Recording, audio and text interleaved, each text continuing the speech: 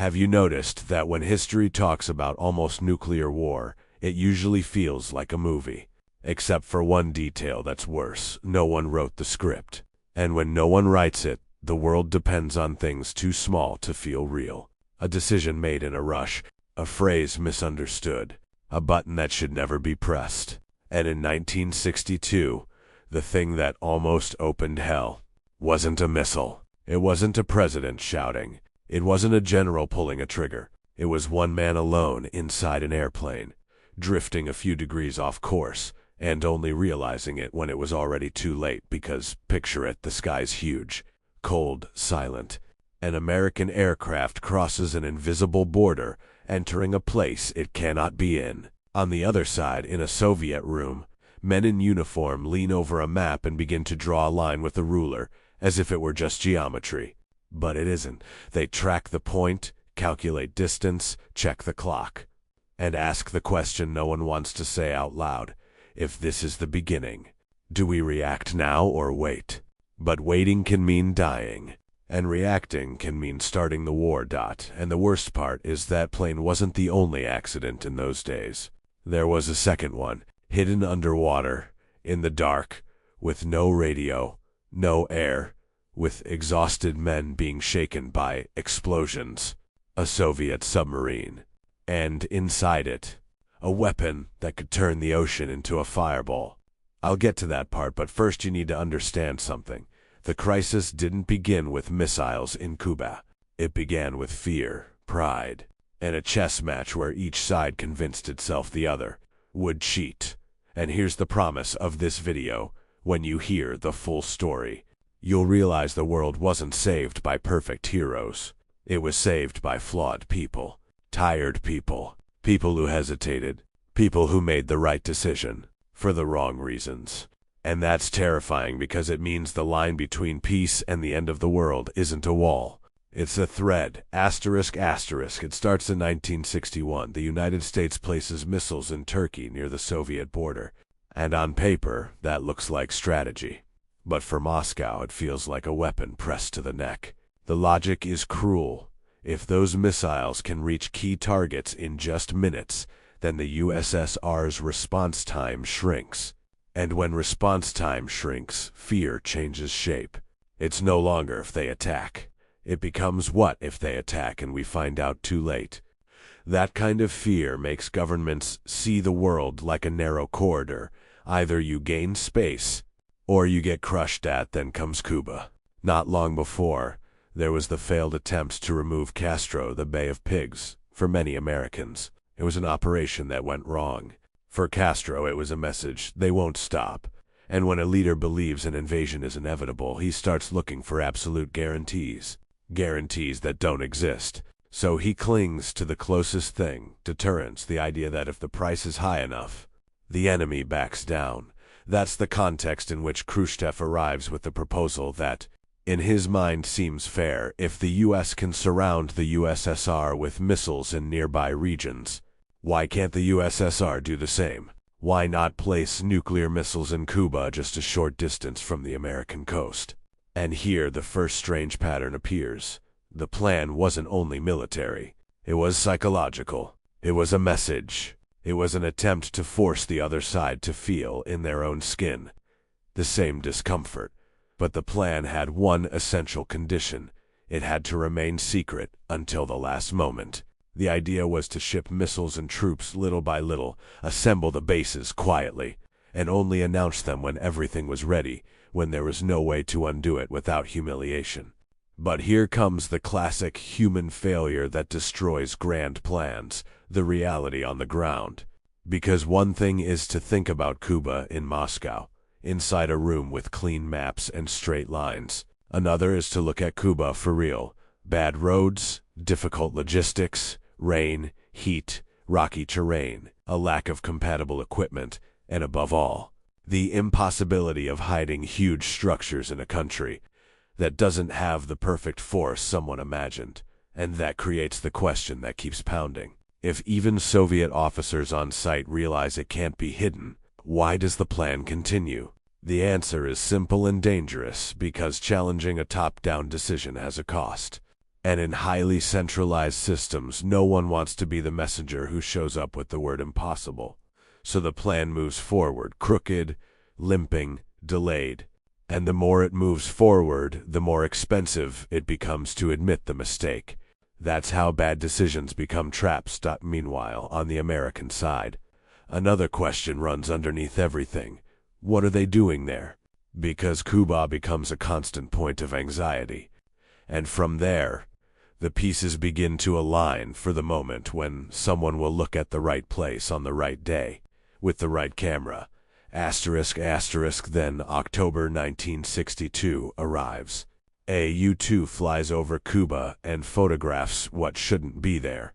When those images reach the U.S., the problem changes category. It's no longer a rumor. It's no longer suspicion. It's visual, concrete, impossible to unsee.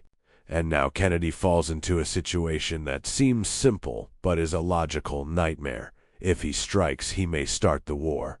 If he doesn't, he may look weak and allow the threat to become real. And time is against him, because bases being built today become operational missiles tomorrow. Inside the circle of advisors, tension becomes an engine. Generals push for an airstrike and an invasion. Their logic is brutal. Destroy it now and it's over. But Kennedy is haunted by a doubt that eats from the inside. What if we don't destroy everything? Because in nuclear war, almost everything is the same as nothing. One missile surviving, one commander interpreting. A strike is the start of an invasion, and history changes forever. Kennedy chooses a path that looks prudent, a naval blockade, a quarantine. The idea is to prevent more missiles from arriving and create space for negotiation. But blockade is a polite word for a primitive reality. If you cross, I will stop you. And that opens a new terrifying question. What happens if a Soviet ship doesn't stop? Because at that moment, it's no longer just negotiation between leaders. It's a situation where a captain at sea could become the man who fires the first shot of World War III. Days pass and the world begins to feel the texture of the crises. It's not just headlines. It's the sense that a low ceiling has descended over humanity. Readiness levels rise. Language changes. The atmosphere changes. And then, when everything is tense enough, the day arrives that fills cursed Black Saturday. On that Saturday, events don't happen in sequence. They happen in layers. First, an American reconnaissance aircraft is shot down over Cuba. That's a direct violation of a red line. And immediately, the military chorus returns. Now you have to respond. But Kennedy understands the weight of the word. Respond, because responding isn't a newspaper. Sentence responding is an order that kills people and demands a response from the other side. And response creates response. It's a staircase with no handrail. And as if that weren't enough, that same day, the U.S. Navy detects a Soviet submarine, the B-59, but the ocean has no audience. The ocean has no camera. What happens there is silence, pressure, and interpretation. The Americans want visual identification. They want the submarine to surface.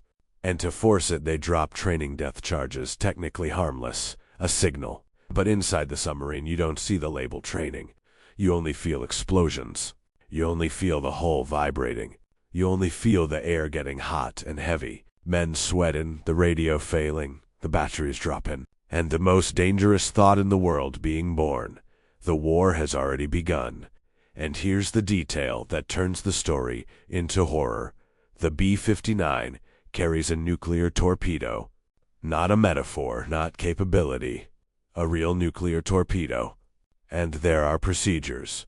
To launch, senior officers must agree. But procedures under stress become soaked scraps of paper. The difference between obeying and hesitating becomes tiny when you believe you're already under attack. And while all of that is happening at sea, that other mistake from the beginning, the lost plane, is also happening. An American aircraft on an Arctic mission drifts off course and enters Soviet airspace. And on the Soviet side, that point on the map becomes a threat. And on the American side, fighters are scrambled to escort it back. Do you see the sum? In a single day, you have an aircraft shot down over Cuba, A submarine believing it's under attack. A lost plane entering the USSR. Forces at maximum alert. Leaders under pressure. And thousands of people with their hands on irreversible decisions. At that moment. The world isn't on the edge because of a brilliant plan. It's on the edge because the crisis creates an environment where any noise becomes a signal, any mistake becomes an attack, and any attack becomes the beginning of the end. Asterisk, asterisk, asterisk. And here is where the story reveals what it had been hiding. The world wasn't saved by one grand action. It was saved by small human breaks that don't look heroic when you speak quickly, but are enormous when you understand the weight of the moment. Kennedy, facing the downed aircraft, is pressured to strike immediately. And he does something that looks weak to anyone who wants spectacle. He waits. He holds. He delays. He buys minutes. And minutes in a nuclear crisis are everything. Because minutes are time for a message to arrive. Time for understanding to happen. Time for someone to breathe before pressing anything. In the ocean. Inside the B-59, men are being shaken by explosions. The commander believes the war has begun. His logic makes sense in that metallic hell. If they're attacking us, then we must respond. And the nuclear torpedo becomes a possible response. But there is a rule. 3 officers must agree. And for a moment, the world hangs on that absurdly small detail. 3 votes, 2 want to launch. 1 single man does not. 1 single man holds the hand of history. Not with a beautiful speech, not with cinematic courage, but with resistance, with insistence, with the rare ability to say, no, not yet. And that not yet is probably the most valuable phrase anyone could have said in that century. At the same time, messages between Washington and Moscow walk a tightrope. A proposal emerges. The USSR removes the missiles from Cuba.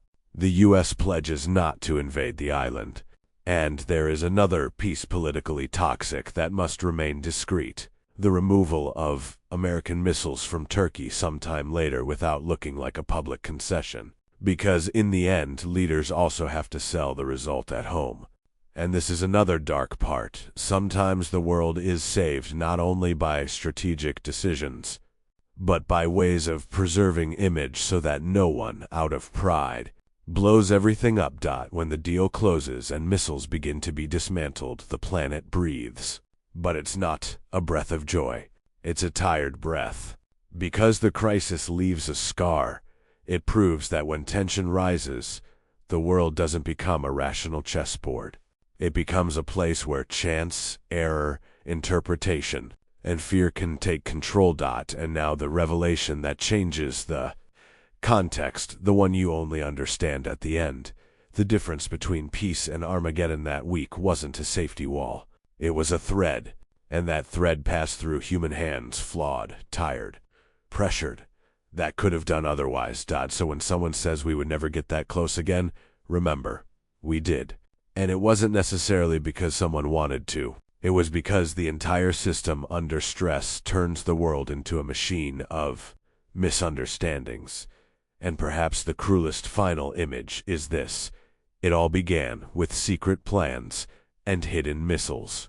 But it almost ended because of things too small to accept. A plane that gets lost. A submarine that interprets explosions. And 1 single man saying no in the dark. And the question that remains, the question that should trouble anyone, is simple. If you heat the world back up to that temperature, would you have the same luck twice?